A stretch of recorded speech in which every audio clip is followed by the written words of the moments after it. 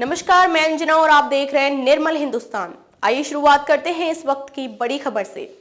India Aghadi की चर्चा छोड़ बीएमसी चुनाव की तैयारी में जुटे उद्धव ठाकरे, जानिए क्या बनाया प्लान।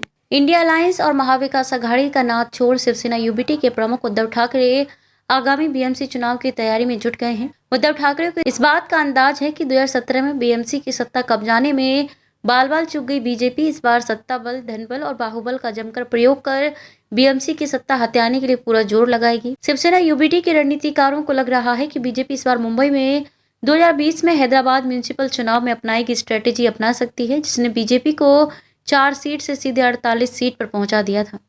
बीजेपी हैदराबाद म्यूनिसिपैलिटी की सत्ता तो नहीं हत्या पाई थी, लेकिन उसने हैदराबाद में ओबीसी की होम पिच पर उसे दूसरे नंबर से तीसरे नंबर पर धकेल दिया था। बीजेपी ने खास स्ट्रेटेजी के तहत हैदराबाद म्यूनिसिपल चुनाव को लोकल या प्रदेश के नेताओं के भरोसे लड़ने के बजाय चुनाव में पार्टी के बड़े और केंद्रीय नेताओं को उतारा था, जो प्राइवेट जेट विमानों से रोज दिल्ली से आते थे और पूरे हैदराबाद में जोरदार प्रचार कर लौट जाते थे। भले ही ये चुनाव नगर निगम का था, लेकिन बीजेपी ने गृह मंत्री Amit Shah, UP CM Yogi Adityanath, party के राष्ट्रीय अध्यक्ष जेपी नड्डा के अलावा केंद्रीय मंत्री स्मृति ईरानी, प्रकाश जावड़ेकर, तेजस्वी सूर्या और देवेंद्र फडणवीस जैसे हाई प्रोफाइल नेताओं को चुनाव प्रचार में उतारा था। विधानसभा चुनाव की तरह बीजेपी इस बार बीएमसी चुनाव में भी ध्रुवीकरण के लिए न सिर्फ केंद्रीय नेताओं को बल्कि उत्तर प्रदेश, राजस्थान, गुजरात, मध्य प्रदेश, उत्तराखंड, कर्नाटक और अन्य राज्यों के बड़े नेताओं को अलग अलग पॉकेट में सक्रिय कर सकती है।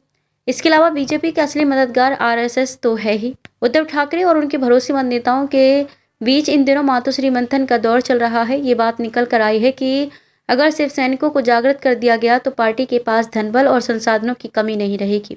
पार्टी की योजना बड़े पैमाने पर अपनी महिला अघाड़ी और लोकाधिकार समिति, भारतीय कामगार सेना, युवा सेना, विद्यार्थी सेना जैसे संलग्न संगठनों को भी एक्टिव करने की है। हो सकता है जल्द ही कुछ नए लोगों को इन संलग्न संगठनों में नई और बड़ी जिम्मेदारी सौंपी जाए। शिव सर्वेक्षण यात्रा का अगला चरण शिवसेना यूबीटी द्वारा मुंबई में शिव सर्वेक्षण यात्रा शुरू की गई थी, जिसके तहत मुंबई के 36 विधानसभा क्षेत्रों के लिए नियुक्त निरीक्षकों ने अपनी रिपोर्ट पार्टी प्रमुख उद्धव ठाकरे को सौंप दी है।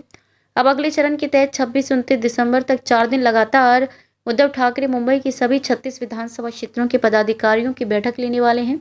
इसमें निरीक्षकों की रिपोर्ट पर चर्चा होगी। वैसे उद्धव ठाकरे के करीबी सांसद संजय राउत पहले ही कह चुके हैं कि शिव सैनिक बीएमसी चुनाव अकेले लड़ने के लिए दबाव बना रहे हैं। हो सकता है उद्धव की शाखाओं के दौरे और अगले 4 दिन चलने वाली बैठक में अकेले चुनाव लड़ने पर सैद्धांतिक फैसला हो जाए। अब तक ले बस इतना ही, फिर मिलते हैं एक ऐसी ही बड़ी खबर के साथ। तब तक ले नमस्कार और देखते रहिए निर्मल हिंदुस्तान। अगर आपको हमारी वीडियो पसंद आई हो तो हमारी वीडियो को लाइक करें व शेयर करें। ऐसे लेटेस्ट अपडेट पाने के लिए हमारे चैनल निर्मल हिंदुस्तान को सब्सक्राइब कर बेल आइकन प्रेस करना ना भूलें। धन्यवाद।